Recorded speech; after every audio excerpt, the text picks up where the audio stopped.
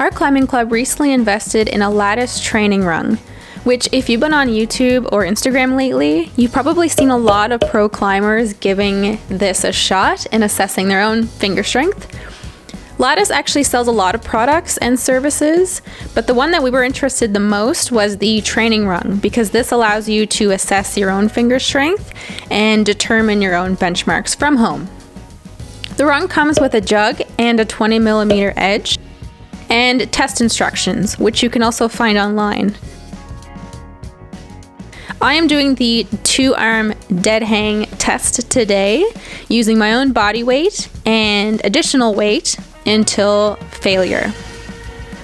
So our club recently invested in a lattice board, as I mentioned before. And Seb is going to run us through the proper way of using it and then evaluating our crimp strength. Ready? Yeah. Let's go. All right, so how do we do this thing? All right, so I think you're gonna be doing the 2-arm version of the test, and then you'll be able to submit your data online and get results right away.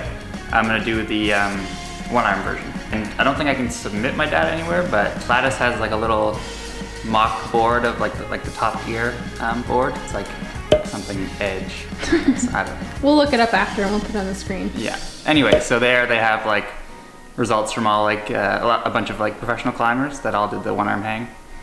And hopefully I'll stack in there somewhere with them. And you recently posted something too, and Lattice commented on it. Yeah, so we just got this rung like 2 days ago, I think. So we're just breaking it now. But I did a test 2 weeks ago, and I used one of these small Metolius 3/4 inch campus rungs, flipped upside down. Because the Lattice rung is a 20mm edge with quite a bit of rounding. This is 19, and it does have a decent amount of rounding, but not quite as much. But I thought that was as close as I could get. So I tagged them in my post, and Lattice commented that I did a good job, but it might have been a little bit easy, so I'm excited to try it on the official run. Yeah, you are. Cool. All right, so what's the first thing we should do then? Well, you haven't even touched this before, have you? I touched it the other day, but I haven't hung off of it. Okay, well, just start with like a no weight hang. Go for, I don't know, 3 to 5 seconds just to kind of get a feel for it. Okay. And then we'll warm up from there. Okay. Just hang off of it? Yeah.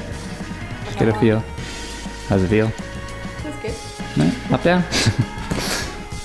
Let's do this thing. It feels like a good edge. Rounded. And I feel like it's gonna get significantly harder with weight added on. Well, let's play a game then. If you had to guess how much weight you could hang for 7 seconds, right now before doing any testing, how much do you think you could hang? And we'll see how accurate you are. So added weight? Added weight, yeah. Or you can talk about like a percentage of your body weight if you want.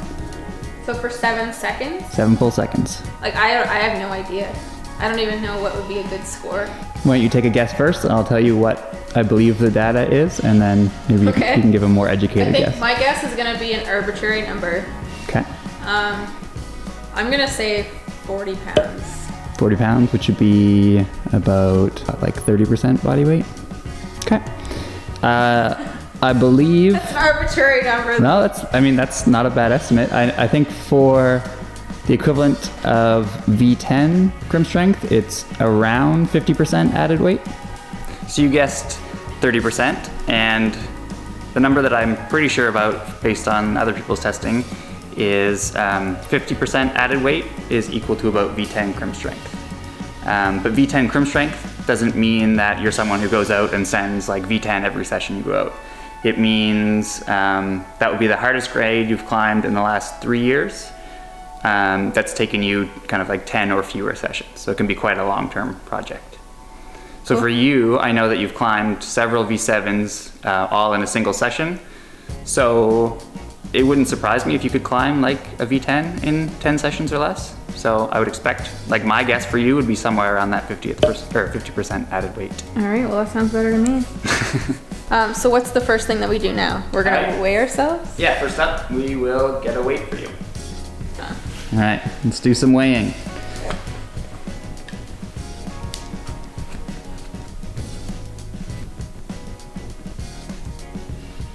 135. Exactly. I'd say take off 1.2 pounds probably with the pants and the jacket. So 133.8. Okay. sweet. All right, all the percent matters. Okay, now what now? Okay, now throw on your harness. Okay. Because that's the easiest way to add weight. See, boulders can find a purpose for harnesses as well. Don't say that. Sport climbing has a place. I like sport climbing, I'm just terrified of it. Okay. All right, so yeah, so now it's time to kind of like narrow in on what you think your max weight is. So we'll just titrate it up by slowly adding weights. Lattice recommends doing no more than like 4 to 8 hangs, I think, because otherwise you'll just be too tired by the end. I think they recommend doing just like full 7-second hangs each time, but again, that just tires you out even more.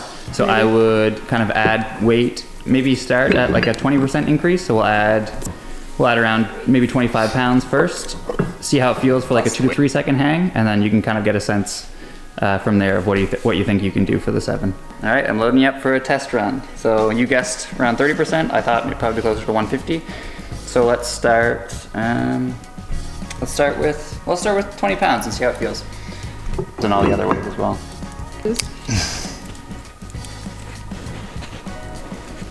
Hang for 2 to 3 seconds. If it feels super easy, then we'll add a lot of weight. If it feels kind of close to what you think you could do for 7 seconds, then we'll.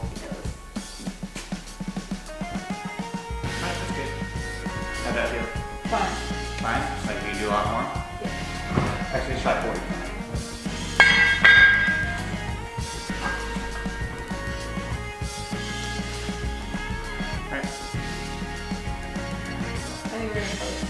Let's start doing real 7 seconds. Well, we're gonna take a 3 to 4 minute rest, and then try some 7 second hangs. I just tried 45 pounds. Yep. And I'm gonna take a little break now, because I think I'm getting close to my max. Okay, I think I'm ready to get back at her. Ready to go? Yeah, looks like about 3 or 4 minutes has passed. Let's load you up. So, how much more do you think you could do than that 45? Maybe 10 or 20 more. 10 or 20 more? Okay. Let's do 1 at 10, and then we'll do a 5 minute rest after. And then we'll try 20. Okay. All right, let me add 10 to your stack. And at the end, we're gonna weigh you carrying all the weights on the scale to get like a full, your total weight. And then we'll divide that by the 133.8 that you would weigh without anything. This involves a lot more weighing than I signed up. Yeah, I can't really reach that without being on my tippy toes, and when I have the heavy weights, it gets really hard, so I've been using, as you saw, that hold. What you doing up there? Milk, great. Oh, sweet. Much better. Okay, so how much weight am I trying now? You are trying 10, 35, 45, 55, plus the weight of your clothes and the weight of your harness. So probably 57, 58 pounds. Cool.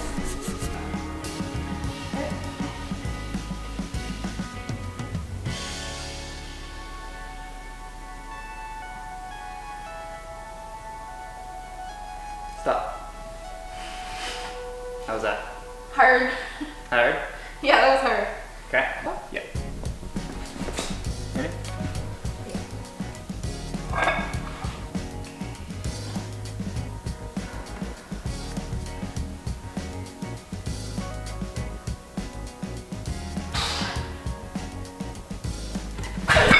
Oh. 6.94 seconds. Damn it! Alright. I think the folks at Lattice might not count that for official scores, but in terms of what we're doing, I think that's close enough to your match. Alright, drag your weight over here. Ugh. I can hang with this, but I can't carry it.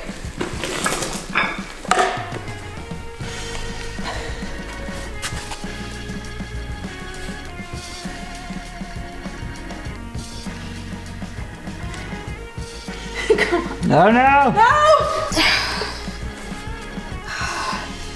Moving too much. 201.4. You're a lot heavier than I am. To make use of your results, you will need your starting body weight and your total combined weight with all weights added.